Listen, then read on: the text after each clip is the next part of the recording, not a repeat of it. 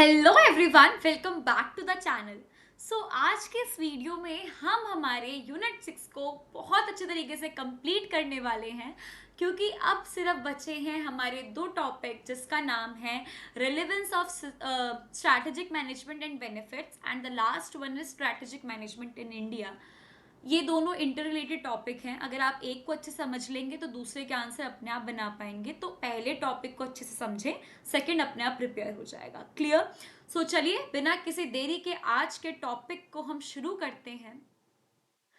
So relevance of strategic management, या फिर we can से कि बेनिफिट ऑफ स्ट्रैटेजिक मैनेजमेंट, दोनों एक ही बात है।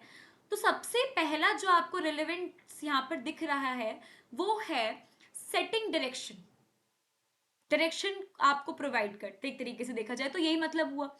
देखिए, एक ऑर्गेनाइजेशन को सुचारू रूप से चलाने के लिए हमारे पास एक प्लान होना चाहिए, एक स्ट्रैटेजी बनी होनी चाहिए। अगर वही नहीं है तो आपको नहीं पता कि आपको कहाँ जाना है। आप बस कहीं ना कहीं घूमते रहेंगे, आप कुछ ना कुछ काम करते रहेंगे, लेकिन उसका कोई प्रोडक्टिव रिजल्ट नहीं मिलने वाला।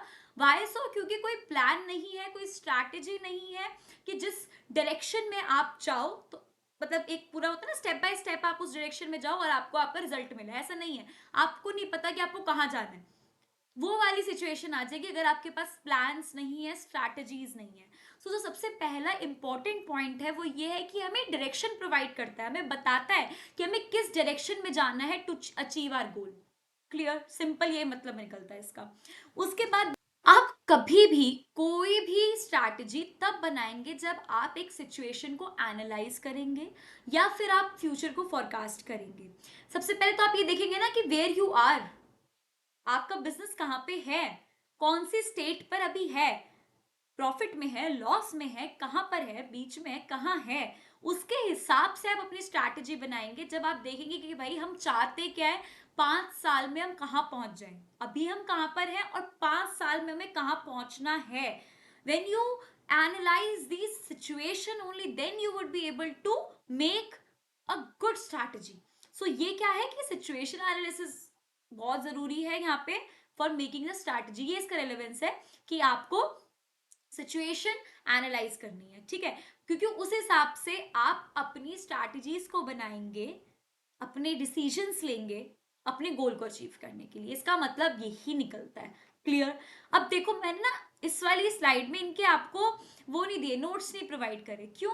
क्योंकि ये अगर आप इनके 4 पॉइंट्स को याद रखें ना, कि setting direction, situation analysis, strategic alliances and innovation, तो आप अपने आप लिख लोगे। इतना तो कोई भी कर लेता है, तो आप वो कर लोगे। बस एक बार थोड़ा मतलब समझते जाओ, जो कि इनके वर्ड से ही समझ आ रहा है। क्लियर? तो थर्ड देखिए, स्ट्रैटेजिक अलायंसेस। आपने इसको बहुत बार इस वर्ड को सुना होगा, अलायंसेस। पॉलिटिक्स में तो बहुत बार सुना होगा। इसका मतलब क्या होता है? गठबंधन। यहाँ पे भी इसका मतलब यही है। ये भी देखो एक स्ट्रैटेजी है। अगर एक एग्जांपल लेते हैं, आप एक ऑर्गेनाइजेशन चला रहे हैं एंड आपको अब आप उस स्टेज पर है कि आप चाहते हैं कि आप अपने बिजनेस को एक्सपैंड करें। तो आप क्या कर सकते हैं कि आप सिर्फ छोटे बिजनेस हैं उसको अपने अंदर इंट्रोड्यूस कर सकते हैं, उनको उसके साथ अलायंस बना सकते हैं। आप ये कर सकते हैं कि आपके प्रोडक्ट्स हम अपने स्टोर्स पे भी बेचेंगे, क्योंकि आपको पता है कि उसके प्रोडक्ट में वो ताकत है कि वो बिकेगा और हमें प्रॉफिट देगा। तो आप उस तरीके से उनके साथ गठबंधन करके आप फायदा कमा सकते हैं। तो ये भी तो सारे स्ट्रैटेजी का ही पार्ट है। ये सिचुएशन एनालिसिस ही तो है कि आपने देखा कि भाई यहाँ पे एक अपॉर्चुनिटी है अलायंस की, तो आप उसको ग्रैब करो और अपना प्रॉफिट कमाओ। क्लियर? तो ये चीजें भी होती है, आपने देखा भी होगा। बोट ने भी ऐसे जो बोट कंपनी आपने सुना ही होगा, तो उसने भी ऐसे बहुत सारी कंपनीज हैं जो कि इन्हीं सब चीजों की है। जैसे कि हेडफोन्स हो गए, जो कि उन्होंने देखा कि ये तो बहुत अच्छा है भाई, अगर अपने आप ग्रो करेंगे तो शायद हमसे आगे चले जाएं। तो इस डर के मारे, या फिर जो भी उन्होंने स्ट्रैटेजी अपनाई, उन्हीं को अपने अंडर कर लेते हैं कि भाई अपना प्रोडक्ट हमें बेच दो, आगे हम अपने आप देख लेंगे। तो ये वाली चीजें भी किस में आती है? रिलेवेंस ऑफ स्ट्रैटेजिक मैनेजमेंट में। Then we are having innovation. देखो, इनोवेशन का मतलब क्या है? क्या इनोवेशन? नई नई आइडियाज, जिससे कि आप और ज्यादा ग्रो कर पाओ। बात समझ आती है? स्ट्रैटेजी में इनोवेशन का ही तो काम है। ज्यादा अच्छी स्ट्रैटेजी मतलब बहुत इनोवेटिव माइंड लगाया हुआ, बहुत क्रिएटिविटी करी हुई है। That's the meaning. क्लियर? अब इसको और अच्छे से समझिए। जितने ज़्यादा लोग होंगे, उतना ज़्यादा आप एक इनोवेटिव आइडिया निकाल सकते हैं। देखिए, एक चीज़ को बार-बार रिपीट करना, वो आपको सक्सेस नहीं प्रोवाइड करेगा। ये एक चीज़ परमानेंट नहीं है कि जो पहले आइडिया चल गया, वो अभी भी काम करेगा। हमेशा नई चीज़ें चाहिए होती है, क्योंकि आपका एनवायरनमेंट डायनामिक है, तो आपके आइडियाज़ भी उसी तरीके से होने चाहिए। तो यहाँ पर इनोवेशन आपका बहुत हेल्प करने वाला है। तो ये चारों पॉइंट्स दोबारा से आप इसको वीडियो को पीछे करके समझ सकते हैं कि हर एक का मतलब क्या है। थोड़ा थोड़ा मतलब ही समझ आ जाएगा तो आप अपने आंसर को अपने आप लिख सकते हैं, कोई प्रॉब्लम नहीं आने वाली। Is it clear? अब मैंने जैसे आपको कहा कि दूसरा टॉपिक बिल्कुल इंटर रिलेटेड है। अब वो टॉपिक कौन सा है? वो है स्ट्रैटेजिक मैनेजमेंट इन इंडिया। देखो, यहाँ पर मैंने आपको नोट्स दिए हैं और वो जो 4 पॉइंट है ना, देखो मैं आपको एक रीजन बताती हूँ। यहाँ पे जो setting direction, situation analysis, strategic analysis, innovation, मैंने आपको इसका मतलब समझा दिया। यहाँ पे इनके कोई पॉइंट्स नहीं दिए हुए। यहाँ पर ये जो 4 पॉइंट्स हैं, ये वही हैं, पर इनका थोड़ा-थोड़ा लिख दिया कि अगर आप पढ़ना चाहें तो आप यहाँ से देख सकते हैं। क्लियर? देखो, strategic management is helping Indian corporates in giving their business a direction. हमने क्या पढ़ा था यहाँ पे? Setting direction. सेम पॉइंट आप इस तरीके से लिख सकते हैं, तो आपको नोट्स की कोई प्रॉब्लम नहीं, मिल जाएगा यहाँ पे, आपको नेक्स्ट स्लाइड में मिल गए हैं। सो दैट्स अ पॉइंट कि इंडिया के अंदर भी किस तरीके से स्ट्रैटेजिक मैनेजमेंट हेल्प कर रहा है, क्या क्या हो रहा है। तो वही सेम पॉइंट्स है कि यहाँ पे भी जो कॉर्पोरेट्स है उनको किस तरीके से हेल्प कर रहा है, by providing the direction. Second one is strategic management allows situation analysis through management tools. Management tools मतलब ग्राफ से आपके एनालिसिस के इतने सारे प्रोसीजर्स होते हैं जो आप अकाउंटेंसी और इकोनॉमिक्स में पढ़ते हो, उन सबसे आप पता लगा सकते हो कि भाई सिचुएशन कहाँ जा रही है, क्या किस तरफ आपका बिजनेस जा रहा है, उस तरीके से आप अपनी स्ट्रैटेजीज बना सकते हो। मैंने आपको पहले अच्छे से समझा दिया पॉइंट। सेकंड, सिचुएशन एनालिसिस जो हमने पढ़ा है।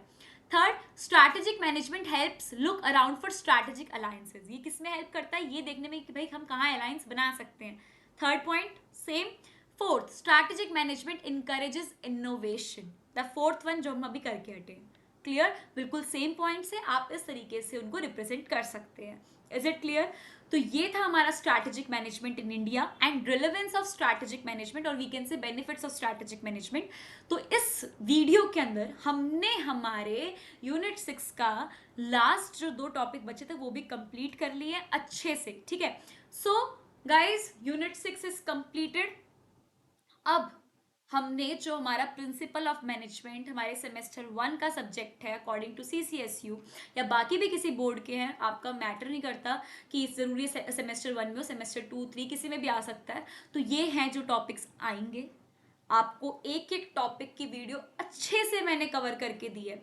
फिर भी अगर आपको किसी भी यूनिट 1, 2, 3, 4, 5, 6, 6 के 6 यूनिट में कोई भी डाउट हो, कोई भी शंका हो, कुछ भी प्रॉब्लम हो, तो आप मेरे को इंस्टाग्राम पे DM कर सकते हैं या फिर किसी भी वीडियो पे यूट्यूब पे कमेंट कर सकते हैं। मैं ज़रूर आपका रिप्लाई करूँगी, आपकी हेल्प करूँगी। या फिर आप देखिए यहाँ पे अबाउट में मेरा ईमेल आईडी आपको मिलेगा, आप ईमेल कर देंगे तो वो बेस्ट रहेगा, वहाँ पर भी मैं आपको रिप्लाई कर सकती हूँ। सबसे ज़्यादा आप कमेंट पे ध्यान देना, वो ज़्यादा देखे जाते हैं। सो प्लीज़ पूछे और अपने प्रिंसिपल ऑफ मैनेजमेंट को कंप्लीट कर लें। अब कोई टेंशन नहीं होगी क्योंकि आपको सारा मटेरियल मिल गया है। फिर भी कोई प्रॉब्लम हो तो पूछ सकते हैं। And thank you so much for watching the video and I am so happy कि हमने एक सब्जेक्ट को बहुत अच्छे से कंप्लीट कर लिया। कॉन्ग्रेचुलेशंस टू यू जो यूनिट 1 से यहाँ तक आए हैं, एंड मेरे को भी भाई congratulations guys. And please channel को सब्सक्राइब करें, शेयर करें, वीडियो को लाइक करें, कमेंट करना ना भूलें। बाकी सब्जेक्ट की वीडियोस भी देखें और बहुत अच्छे तरीके से अपनी डिग्री को कंप्लीट कीजिए। Thank you so much for watching the video. Bye.